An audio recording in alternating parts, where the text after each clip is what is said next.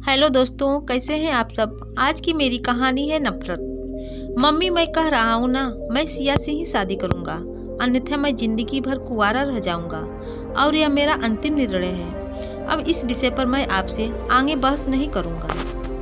तभी अभिनव की मम्मी रमा जी ने कहा, बेटा तू समझता क्यों नहीं है। हमने तेरे सामने सिया की जन्म कुंडली पंडित जी को दिखाई थी ना, और उन्होंने सिया की कुंडली में मांगलिक दोष बताया है।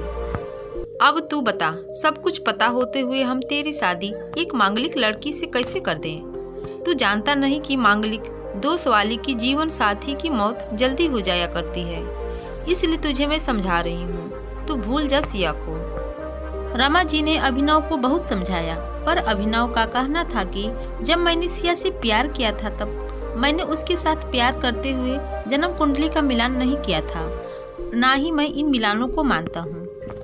इसीलिए अब बस मैं शादी करूंगा तो सिर्फ सिया से, और यह मेरा आखिरी फैसला है।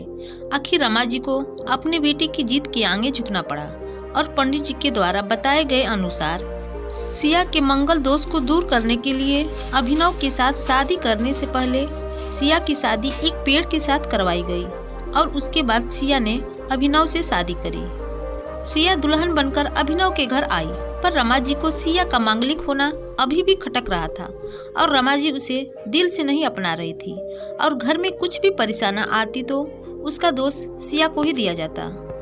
लेकिन सिया पढ़ी लिखी संस्कारी लड़की थी, और वह अपनी सासू माँ से मिले इन बेवजह आरोपों को अपने दिल से नहीं लगाती थी, और ऐसे ही ससुराल में उसके दिन कट रहे थे। एक दिन अभिनव ऑफिस से जल्दी घर आ जाता है। तब रमा जी ने उससे पूछा, बेटा आज जल्दी कैसे आ गया। तब उसने बताया, माँ आज सुबह से ही सिर दर्द और बहुत कमजोरी आ रही है, इसलिए ऑफिस में काम करने की हिम्मत नहीं हुई मेरी। तब रमा जी ने कहा, चल बेटा जल्दी कर, हमें डॉक्टर के पास चलना चाहिए। तब अभिनव और रमा जी डॉक्टर को दिखाने गए। डॉक्टर को दिखाने के बाद मालूम पड़ा कि अभिनव को पीलिया हो गया है, और दोनों जैसे ही घर लौटे रमा जी ने घर को सिर पर उठा लिया और कहने लगी, जब से ये लड़की हमारे घर में आई है तब से हमारे घर में परेशानी और बीमारियां भी साथ में लेकर आई है। इसके कदम ही अशुभ है। अब देखो, इसका मांगलिक दोष हमारे बेटे पर भी असर करने लग गया है। कल को अगर मेरी बेटी को कुछ हो गया तो कौन जिम्मेदार होगा। तभी सिया ने कहा, मम्मी जी प्लीज, और कितना नीचा दिखाएंगी मुझे। आज तक मैं चुप रही, क्योंकि पापा ने यही सिखाया था कि बड़ों के आगे ससुराल में जवाब मत देना, पर आज तो आपने हद ही कर दी है। अगर मैं आज नहीं बोली तो जिंदगी भर खुद को माफ नहीं कर पाऊंगी।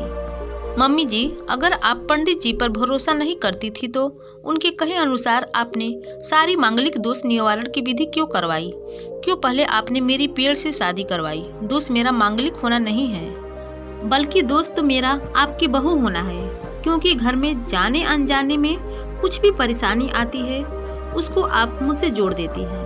और जब कोई सास अपनी बहू से सिर्फ नफरत कर रही होती है तब यह बहू दोष बेटे बहू को नहीं पूरी परिवार को परेशानी में डाल देता है। और इस बहू दोष से मुक्ति भी सिर्फ सास ही दिलवा सकती है।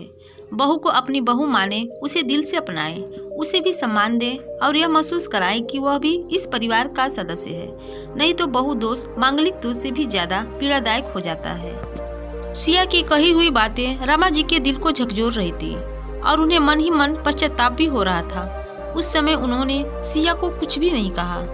थोड़े दिन बाद अभिनव बिल्कुल ठीक हो गया और ऑफिस जाने लगा, और 1 महीने बाद अभिनव की सैलरी भी बढ़ गई। तब उसने घर आकर इसका श्रेय सिया को दिया। तो रमा जी बोली, हाँ सही है बेटा, तू तो सारा श्रेय बहू को ही देगा। तेरी माँ का आशीर्वाद भी तो तेरी प्रगति के पीछे रहता है। तेरे साथ तू तो मुझे श्रेय देना ही भूल गया। तब अभिनव ने कहा, माँ इस बार सिया का मांगलिक दोष मुझ पर और न ही मेरी तरक्की पर नहीं लगा। और माँ, जब हम पूरी परेशानियाँ का श्रेय सिया को देते हैं तो अच्छे कामों का श्रेय भी सिया को ही देना चाहिए। तो इसलिए आज का सारा श्रेय सिया को जाता है, अभिनव ने हंसते हुए कहा। तब सिया बोली, अभिनव तो क्या तुम मुझे ऐसा समझते हो। तब अभिनव ने कहा, नहीं सिया, बिल्कुल नहीं, बल्कि मैं तो माँ को यह समझाना चाह रहा हूँ कि सुख दुख हमारे जीवन का हिस्सा है, और कभी जीवन में खुशियाँ आती है तो कभी गम भी आते हैं। इसके लिए हमें परिवार के सदस्य या अपनी बहू को दोष देना उचित नहीं है। तभी रमा जी बोली, बेटा सही कह रहा है तुम, और तेरी तरक्की ही बहुत है मुझे।